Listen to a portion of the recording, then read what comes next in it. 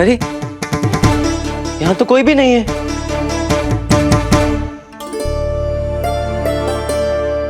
अरे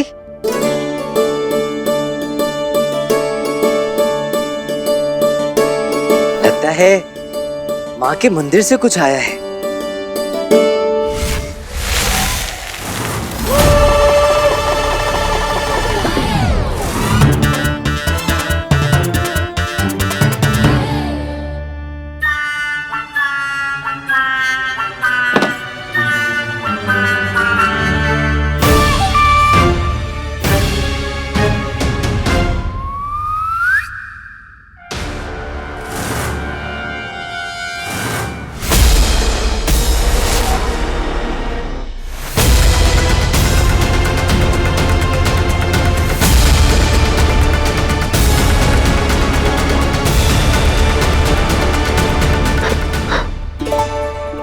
आज तुम्हारा मुख लाल हुआ है, शीघ्र समस्त संसार के सम्मुख काला भी होगा। वो कालिक जो तू कभी धो नहीं पाएगा।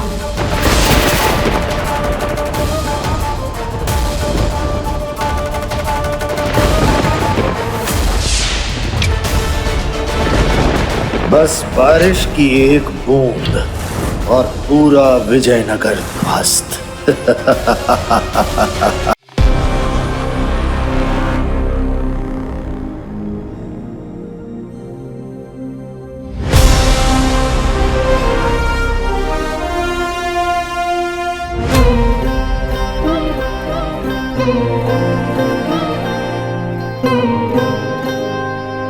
ज्योतिषाचार्य महाराज श्री शेषानंद जी विश्वविख्यात ज्योतिषी है महाराज।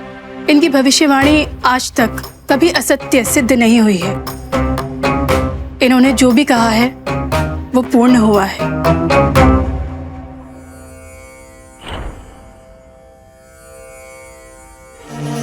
अज्ञात शत्रु, असीम घृणा, गहन षड्यंत्रों के काले बादल, कोई है जो आपके साम्राज्य पर संकट बनकर मंडरा रहा है महाराज। हाथ लगाए बैठा है विजयनगर के अस्तित्व पर।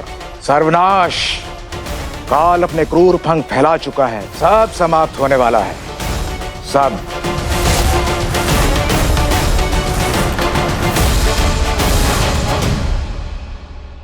आपका धन्यवाद आचार्य, हमें आने वाले संकट से चेताने के लिए। किंतु सत्य कहे तो हम पहले से जानते थे कि अज्ञात शत्रु ऐसा ही कोई प्रयास करने वाला है। उसके विगत असफल प्रयासों ने उसे और भी धैर्यहीन और अधिक घातक बना दिया है। बौखला गया है और इस आवेश में वो हमारे लिए कोई ना कोई बड़ी चुनौती अवश्य खड़ी करेगा। ये हम जानते थे। हम भी उसकी हर चुनौती का मुंह तोड़ उत्तर देने के लिए पूरी तरह सक्षम है, तैयार है। हम ऐसे अज्ञात शत्रु से जो छुपकर कायरों की तरह प्रपंच रच रहा है, जिसमें कृष्णदेव राय का सामना करने तक का साहस नहीं, ऐसे शत्रु की गीदड़ भपकी से भयभीत हो जाए तुलवा वंश का रक्त इतना श्रीण नहीं। हम जानते हैं महाराज, जानते हैं हम। महावीर महाबली श्री कृष्णदेव राय के पराक्रम पर भला किसे संदेह हो सकता है। किंतु यहाँ शत्रु कोई मनुष्य नहीं, दुष्ट ग्रहों का प्रकोप है, जिन्हें टालने के लिए शस्त्र बल की नहीं, शास्त्र बल की आवश्यकता है। सैनिक, तुरंत दरबार बुलाया जाए।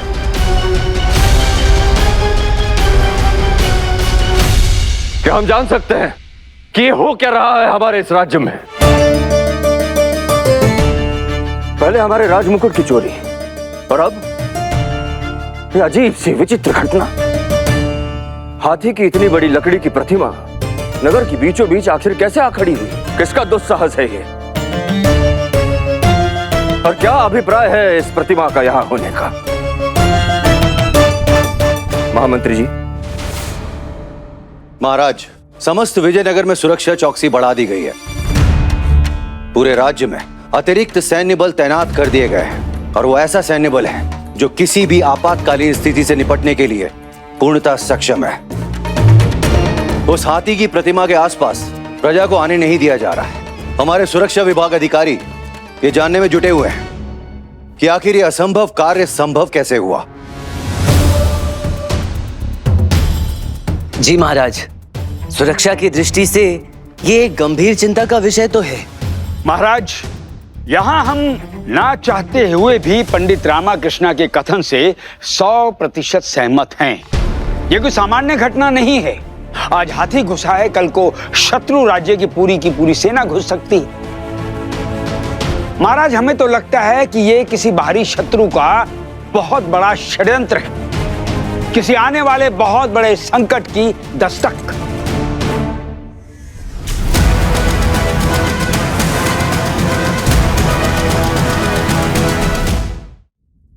महाराज की जय हो। हस्तक्षेप के लिए क्षमा चाहते हैं। कलिंग राज्य के राजपुरोहित आपसे भेंट करना चाहते हैं।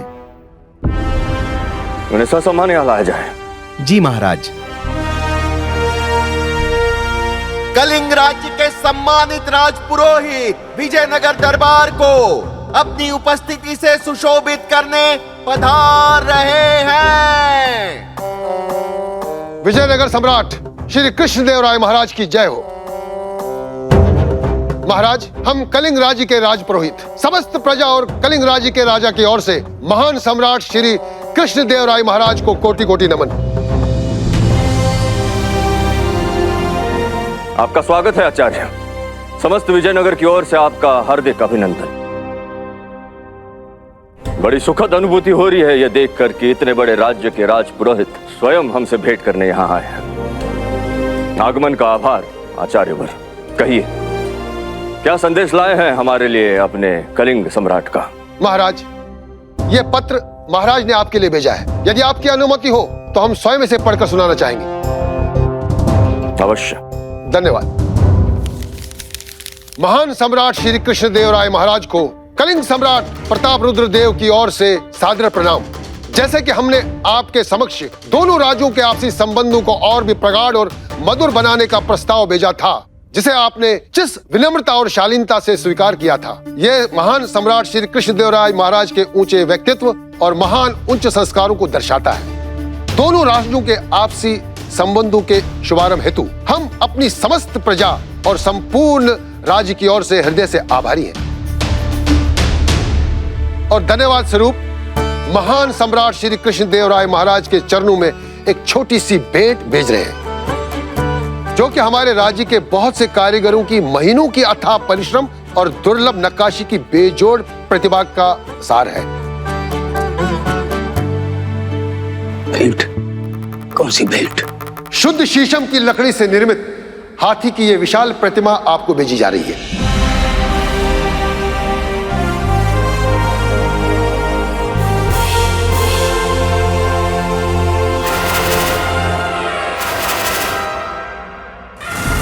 गजराज नहीं पधारे हैं, मृत्यु की गर्जना पधारी है तुम्हारे राज्य में कृष्णदेवराय।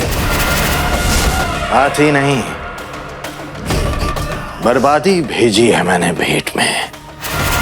भेंट भी मेरी, दूत भी मेरा, षड्यंत्र भी मेरा, प्रतिशोध भी मेरा। सदा आपके राज्य विजयनगर की उन्नति और आपका भला चाहने वाला आपका मित्र कलिंग नरेश प्रताप रुद्रदेव।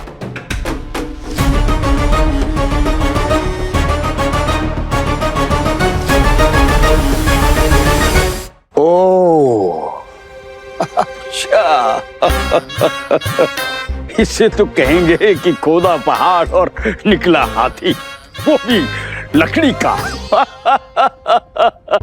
तो ये है रहस्य उस विशालकाय हाथी की प्रतिमा का।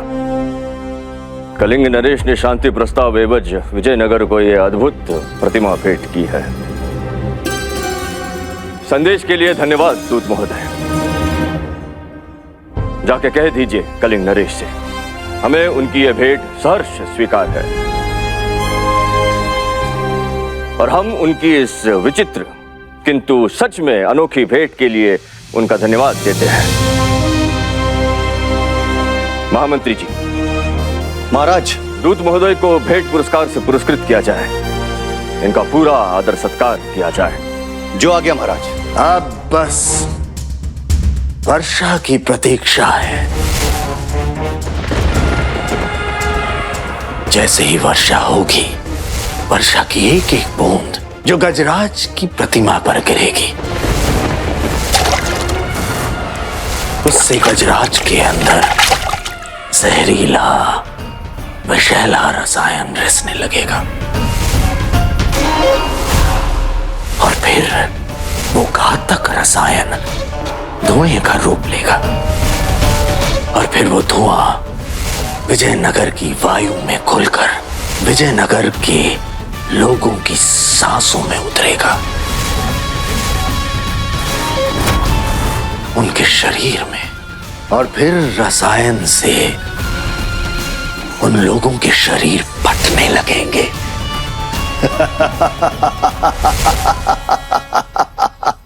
लीजिए, कर लो बात। जिसे हम शत्रु का षड्यंत्र समझ रहे थे, वो निकला मित्र राजा का प्रेम बंधन।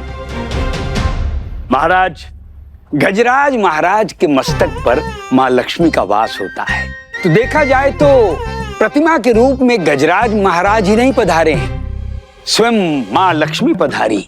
वाह, ये हमारे लिए, हमारे विजयनगर के लिए सौभाग्य की बात है महाराज। हम तो कहते हैं कि इस शुभ अवसर पर मां लक्ष्मी की पूजा का एक भव्य आयोजन होना चाहिए। सर्वप्रथम गणपति जी की आराधना होगी, वहां सब आशीर्वाद लेंगे। और महाराज आप चिंता मत कीजिए, पूजा का पूरा आयोजन हम स्वयं संभालेंगे। धनी मनी इस भव्य पूजा में लगने वाली प्रसाद सामग्री की सूची महल के लेखा परीक्षक विभाग तक पहुंचा देंगे। जैसा आप उचित समझे गुरुवर। देखा अपने अवसरवादी गुरु को, अवसर मिला नहीं कि लालच के समुद्र में डुबकी मारी नहीं। मारने दे, इसके डुबकी मारने में अपना ही भला है।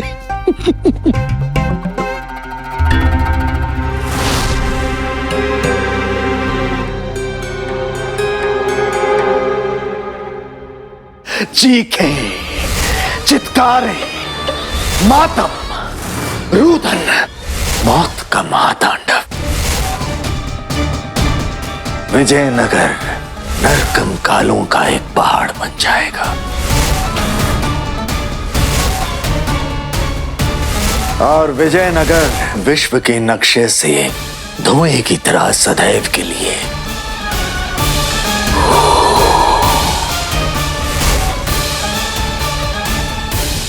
हमें बहुत विलंब हो रहा है आचार्य। ना, अब कोई किंतु परंतु नहीं महोदय, नहीं, बिल्कुल नहीं। देखिए, एक तो आप ठहरे राजदूत, ऊपर से इतने बड़े राज्य के राज पुरोहित हमारी तरह, तो आपका आदर सत्कार करना तो बनता है ना। अब कल को हम आपके राज्य में पधारेंगे तो क्या आप हमारे आदर सत्कार में कोई कमी रहने देंगे? नहीं रहने देंगे ना। तो बस हमें भी अपना कर्तव्य निर्वाह का अवसर दीजिए ना। और देखिए, आप देखिए, महाराज ने आपके रहने का प्रबंध सबसे श्रेष्ठ और सुविधाजनक अतिथि गृह में करवाया है। आइए पधारिए। अरे किंतु, फिर किंतु नहीं किंतु।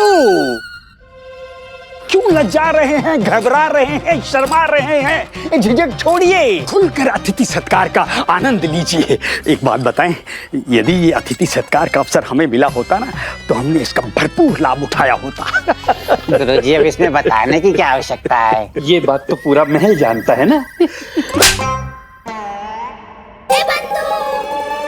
क्या बात है रामा, क्या चल रहा है मस्तिष्क में? कुछ गड़बड़ है बंधु। मुझे किसी भी दृष्टिकोण से ये पुरोहित तो नहीं लग रहा। इसकी चाल ढाल, व्यवहार, व्यक्तित्व देख कितनी बनावटी और छदम प्रतीत हो रही है। इसके शरीर की बनावट, कसावट और अनुशासित चाल मुझे इसके पुरोहित होने से अधिक सैनिक होने के संकेत दे रहे हैं। इस आयु का सैनिक? सेवानिवृत्त सैनिक भी तो होते हैं, जिन्हें सेवा काल होने के पश्चात उनकी आयु के वर्ग के हिसाब से कार्य सौंपे जाते हैं। निश्चित रूप से इस व्यक्ति में कुछ तो गड़बड़ है बंधु। हम सच में आपकी भावना का सम्मान करते हैं आचार्य। भगवान जगन्नाथ की कृपा से। परंतु अभी हमें निकलना होगा, बहुत सारे काम रुके हैं कलिंग में। अरे पर आएंगे, अवश्य आएंगे। आपके अतिथि सत्कार को हम लाभ भी उठाएंगे, लेकिन अभी हम जाएंगे। अरे ऐसे कैसे? इतनी दूर से पधारे हैं, थोड़ा सत्कार तो बनता है ना। किंतु देखिए ना गुरुवर, इनके लिए शुद्ध देसी घी की इतनी सारी मिठाइयाँ बनवाई हैं और ये कैसे ही जा रहे हैं मिठाइयों का स्वाद लिए बिना। मिठाइयाँ? हाँ। अरे अब तो हम ना नहीं सुनेंगे। आपको हमारे महल के सर्वश्रेष्ठ रसोइयों के हाथ की बनी मिठाइयों का आनंद तो लेना ही होगा। एक राजगुरु दूसरे राजगुरु की बात को नहीं टाल सकता है। किंतु नहीं, आपको हमारी कसम है। आइए। वास्तविक पुरोहित सदैव अपने दाएं पैर से प्रवेश करता है, यही उसका धार्मिक प्रशिक्षण होता है। देखते हैं ये छद्म गुरु पहले कौन सा पैर भीतर रखता है।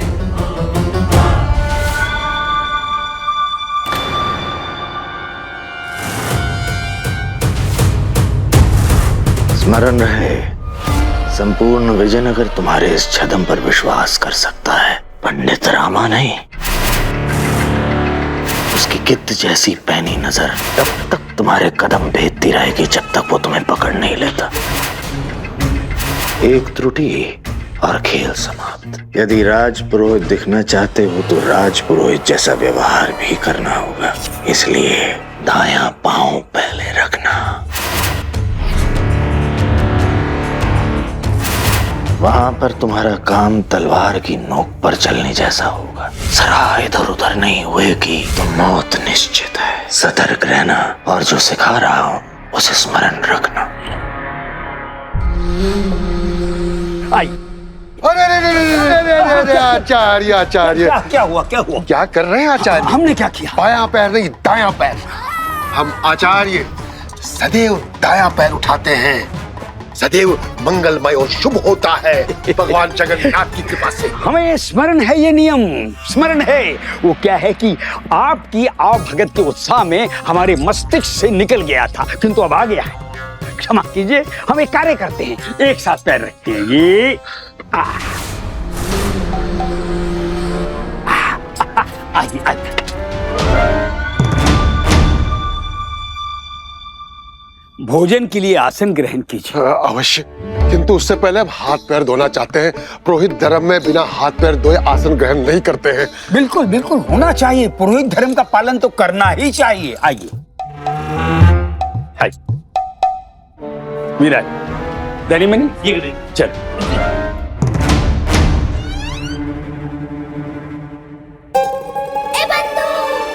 अब क्या कहता है रामा? क्या अभी संदेह है कि वास्तविक पुरोहित नहीं है?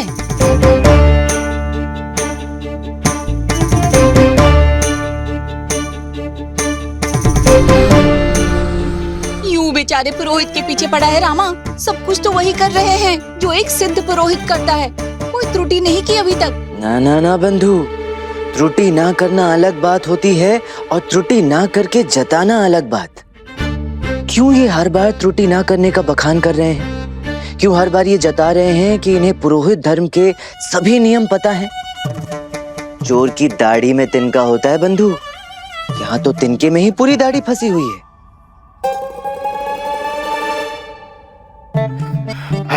आई।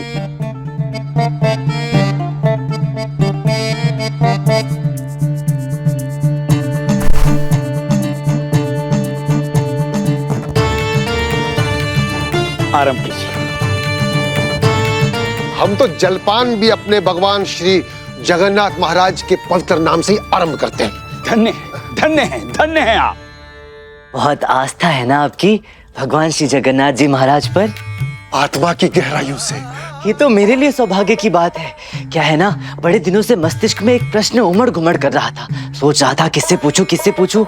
अब आपके रूप में स्वयं भगवान श्री जगन्नाथ महाराज के परम भक्त यहाँ उपस्थित हैं, तो आप ही मेरे मन की जिज्ञासा शांत कर दीजिए। पहले भोजन हो जाए, उसके पश्चात।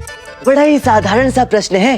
प्रश्न ये है कि भगवान श्री जगन्नाथ जी महाराज की दाईं ओर सुभद्रा जी बैठती हैं या बालभद्र जी? पंडित रामाकृष्ण जी, क्या बच्चों की पाठशाला खोलकर बैठ गए? आपके प्रश्न का उत्तर हम दे देंगे, किंतु बाद में। पहले इन्हें शांति से भोजन करने दीजिए। गुरुवर, आचार्य सीधे कलिंगा से आए हैं। अब इस प्रश्न का उत्तर इनसे बेहतर और कौन दे सकता है भला? क्यों? तो बताइए, कौन किशोर विराजमान है आचार्य जी? वो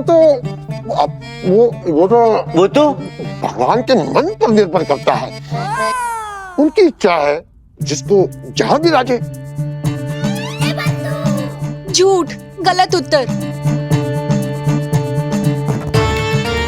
लगता है इस रामा के बच्चे को इसका संदेह पक्का होने का कारण मिल गया है। मालिक को अब तक अपनी अतिरिक्त योजना सक्रिय कर देनी चाहिए थी।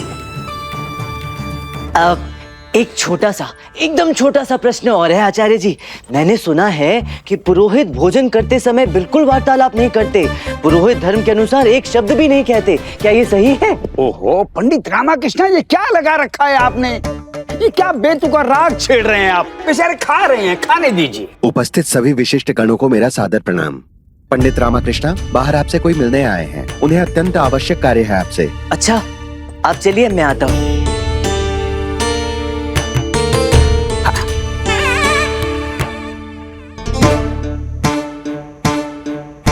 अरे, यहाँ तो कोई भी नहीं है।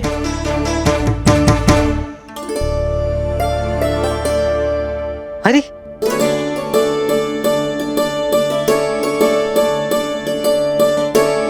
लगता है माँ के मंदिर से कुछ आया है।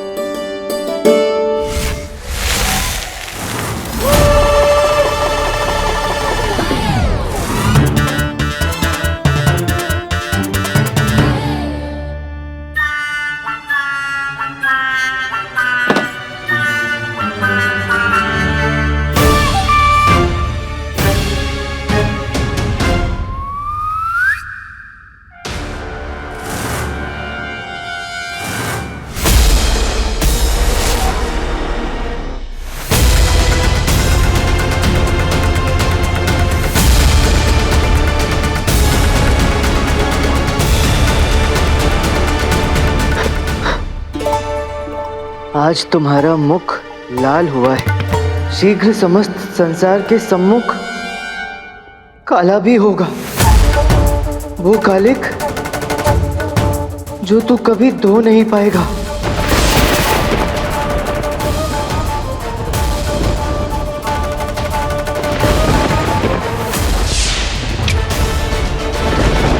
बस बारिश की एक बूंद और पूरा विजयनगर ध्वस्त।